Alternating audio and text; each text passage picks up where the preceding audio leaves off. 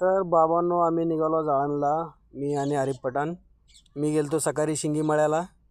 शिंगीमळ्यावरनं आलो रात्री. परत 11 वाजता आम्ही पार्टी पिकअप करून निघालो आळंदला 2 जण.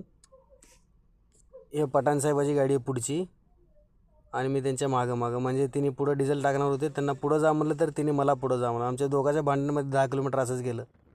मग जाऊ दे, मग मीच कंटाळून पुढं आलो. मग तिने तेवढाच व्हिडिओ काढले माझ्या गाडीच. बघ कसं चालते भिंगरी. BS6 म्हणतात बाळा, नादाला लागायचं नाही वाईट गाडी बघितल्यावर. अरे बहिणी 5000चे फोकस टाकलेत. आमच्या गाडीला 100-100चे 2 बल्ब आहेत. कसं मारतं बघा उजेड. आलो पुढं, थांबलो शिरवळला चहा प्यायला. त्यांची गाडी लागली होती रिजर्वेशनला. थांबून चहा पिऊन आलो आळंदला. पार्टी सोडून लगेच गाडी झटकाझटकी चालू केली.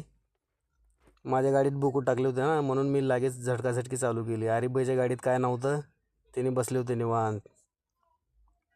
आळंदला आलो रात्री 1-1:30 वाजता. 1-1:30 वाजता येऊन लगेच गाडी साफसफाई करून मग झोपा म्हणलो. गाडी साफसफाई केल्याशिवाय आपल्याला झोप लागत नाही. गाडी साफसफाई केलो, पूर्ण मॅटाबिटे झटकून गाडी पुसून लावलो. हरीबाईची गाडी ही आपली गाडी. मग झोपलो. परत सकाळी उठून एक तरी तर धुराळा भरपूर. सकाळी उठलो, धुराळा बसलो, तर परत पुसायला चालू केलो. गाडी घाण दिसली की आपलं मनच लागत नाही गाडीवर.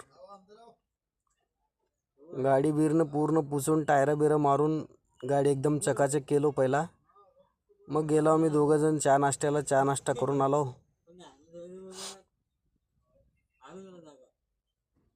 चहा नाश्ता करून परत एकदा कापड मारून निवांत बसला होता. भेटतो नेक्स्ट ब्लॉगमध्ये उद्याच्या भाड्याला.